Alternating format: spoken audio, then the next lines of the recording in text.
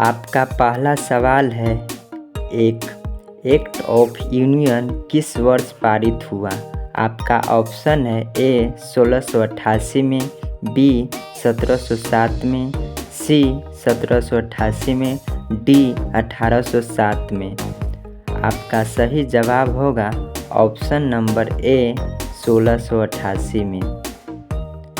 आपका अगला सवाल है 2 नेपोलियन संहिता किस वर्ष लागू की गई। आपका ऑप्शन है ए 1789 में, बी 1791 में, सी 1801 में, डी 1804 में। आपका सही जवाब होगा ऑप्शन नंबर डी 1804 में। आपका अगला सवाल है 3 वियना कांग्रेस में कौन राष्ट्र सम्मिलित नहीं था। आपका ऑप्शन है ए ब्रिटेन, बी रूस, सी फ्रांस, डी जर्मनी। आपका सही जवाब होगा ऑप्शन नंबर डी जर्मनी। आपका अगला सवाल है 4 वियना कांग्रेस में पवित्र संघ की योजना किसने प्रस्तुत की। आपका ऑप्शन है ए रूस ने, बी ब्रिटेन ने, सी फ्रांस ने, डी ऑस्ट्रेलिया ने। आपका सही जवाब होगा ए रूस ने। आपका अगला सवाल है 5 यंग इटली का संस्थापक कौन था। आपका ऑप्शन है ए जियोबर्टी, बी काबूर, सी मेजनी, डी गैरिबाल्डी। आपका सही जवाब होगा ऑप्शन नंबर सी मेजनी। आपका अगला सवाल है 6 जर्मनी के एकीकरण के लिए बिस्मार्क ने कितने युद्ध किए।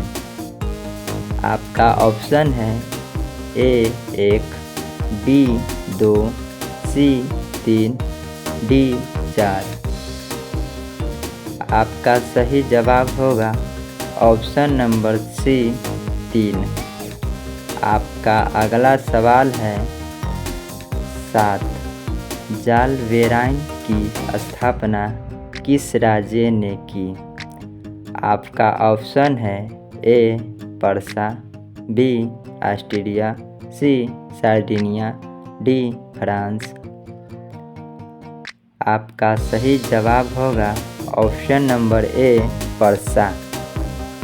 आपका अगला सवाल है 8 यूनान के स्वतंत्रता संग्राम में किसकी पराजय हुई। आपका ऑप्शन है ए रूस की, बी तुर्की की, सी यूनान की, डी फ्रांस की। आपका सही जवाब होगा ऑप्शन नंबर बी तुर्की की।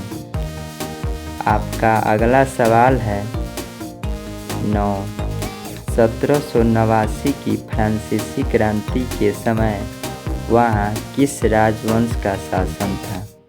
आपका ऑप्शन है ए ट्यूडर, बी स्टुअर्ट, सी बुर्बो, डी रोमानोव।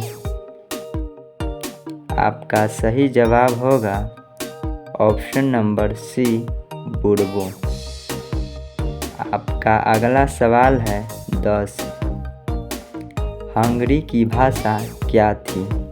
आपका ऑप्शन है ए इतालवी, बी मैग्यार, सी पोलिश, डी फ्रेंच। आपका सही जवाब होगा ऑप्शन नंबर बी मैग्यार। आपका अगला सवाल है 11 मारियान किस देश के राष्ट्रवाद की प्रतीक थी। आपका ऑप्शन है ए फ्रांस, बी रूस, सी इटली, डी जर्मनी। आपका सही जवाब होगा ऑप्शन नंबर ए फ्रांस। आपका अगला सवाल है 12 कार्बोनरी की स्थापना किस वर्ष हुई थी।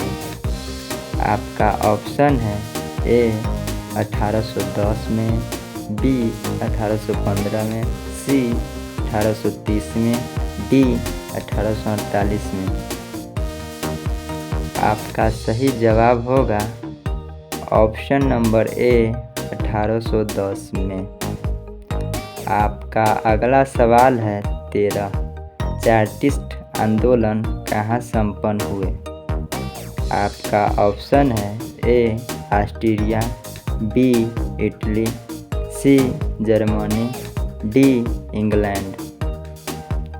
आपका सही जवाब होगा डी इंग्लैंड।